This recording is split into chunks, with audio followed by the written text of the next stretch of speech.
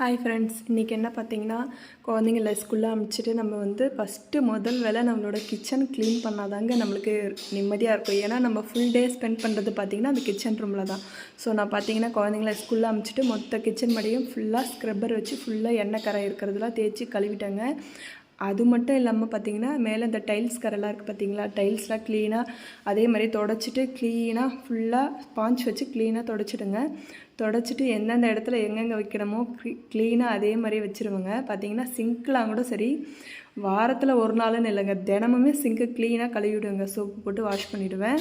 நீங்கள் எப்படின்னு சொல்லுங்கள். அதுக்கப்புறம் பார்த்திங்கன்னா கேஸ் அடுப்பில் க்ளீனாக அதே மாதிரி நல்லா தேய்ச்சி கழுவி தொடச்சிட்டு தண்ணி இல்லாமல் க்ளீனாக ட்ரை பண்ணிவிட்டு பார்த்திங்க எவ்வளோ க்ளீனாக ஆகிடுச்சு பார்த்திங்களா. அதை வைக்க வேண்டிய இடத்துல ஜாடியிலேருந்து எல்லாம் ஃபுல்லாக க்ளீனாக வச்சுட்டு க்ளீனாக இப்படி தாங்க இருக்கும். தினமுமே பார்த்திங்கன்னா கிச்சன் ரூம், என்னோடய கிச்சன் ரூம் இப்படி தாங்க சுத்தமாக வச்சுப்பேன். நீங்களாம் எப்படி வச்சுருப்பீங்கன்னு மறக்காமல் கமெண்ட்டில் சொல்லிட்டு போங்க.